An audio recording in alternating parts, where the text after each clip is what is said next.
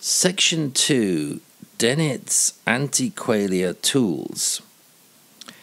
Heterophenomenology requires the researcher to listen to the subjects and take what they say seriously, but to also look at everything else available to them, including the subject's bodily responses and environment, evidence provided by relevant neurological or psychological studies, the researcher's memories of their own experiences, and any other scientific data that might help to interpret what the subject has reported.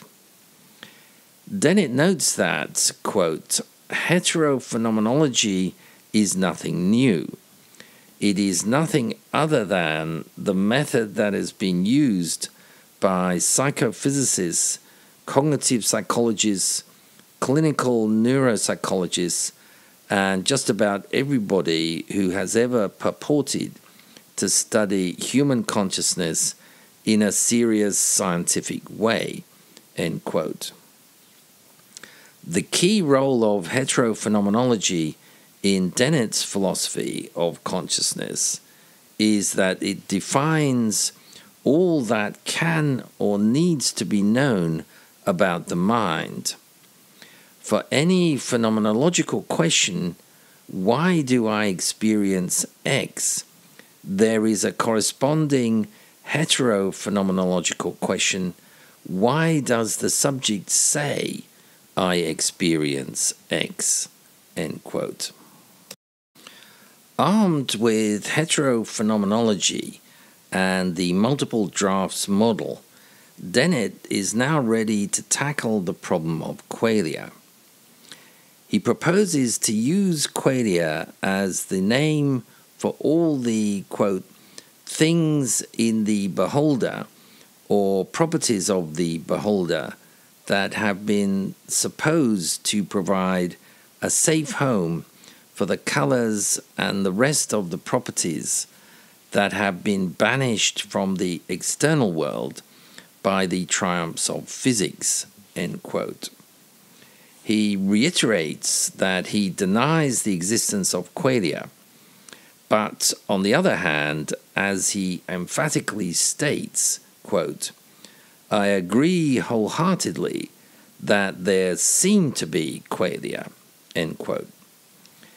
He quotes Marvin Minsky, quote, we have the sense of actuality when every question asked of our visual systems is answered so swiftly that it seems as though those answers were already there, end quote. But, Dennett cautions, quote, the absence of representation is not the same as the representation of absence, and the representation of presence is not the same as the presence of representation. But this is hard to believe. Our conviction that we are somehow directly acquainted with special properties or features in our experience is one of the most powerful intuitions confronting anyone trying to develop a good theory of consciousness, end quote. Dennett fixes on color as a good example to begin his deconstruction of qualia. He says that modern science, so goes the standard story, has removed the color from the physical world, replacing it with colorless electromagnetic radiation of various wavelengths bouncing off surfaces that variably reflect and absorb that radiation. It may look as if the color is out there, but it isn't. Dennett quotes an excellent introductory book on the brain, quote, color as such does not exist in the world. It exists only in the eye and the brain of the beholder. Objects reflect many different wavelengths of light, but these light waves themselves have no color." End quote. But now, if there is, quote, "no inner figment that could be colored in some special, subjective, in the mind, phenomenal sense, colors seem to disappear altogether. Something has to be the colors we know and love, the colors we mix and match. Where, oh where can they be?" End quote.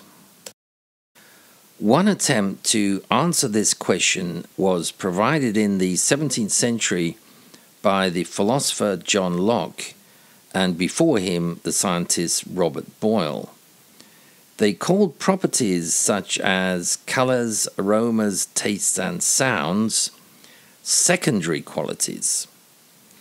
As Dennett explains, quote, "These were distinguished from the primary qualities, size, shape, motion, number, and solidity.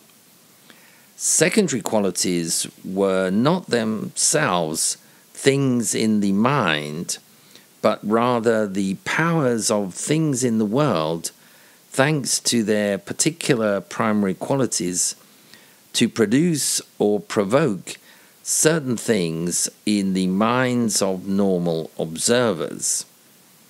Locke's way of defining secondary qualities has become part of the standard layperson's interpretation of science, and it has its virtues, but it also gives hostages, the things produced in the mind.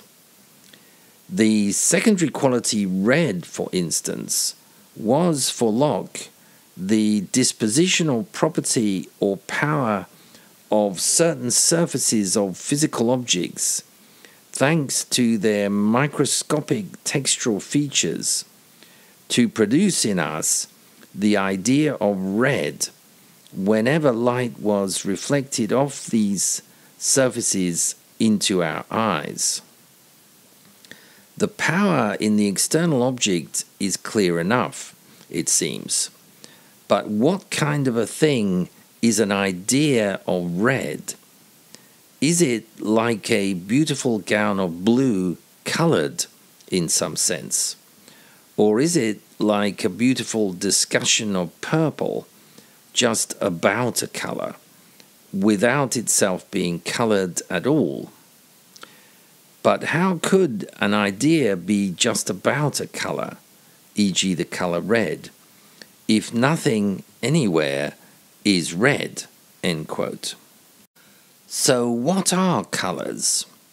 To try to answer this question, Dennett cites the work of philosopher Wilfrid Sellars.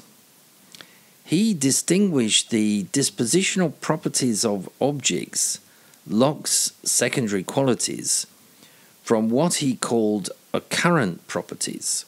Quote, "A pink ice cube in the freezer with the light off has the secondary quality pink, but there is no instance of the property occurrent pink until an observer opens the door and looks. Is occurrent pink a property of something in the brain or something in the external world?" End quote. In either case, Sellars insisted, occurrent pink is a homogeneous property of something real. Part of what he meant to deny by this insistence on homogeneity would be the hypothesis that occurrent pink is anything like neural activity of intensity 97 in region 75 of the brain. He also meant to deny that the subjective world of color phenomenology is exhausted by anything as colorless as judgments that one thing or another is or seems to be pink. For instance, the act of recalling in your mind's eye the color of a ripe banana and judging that it is the color yellow would not by itself bring into existence an instance of occurrent yellow. That would merely be judging that something was yellow, a phenomenon that by itself is as devoid of occurrent yellow as a poem about bananas would be." End quote.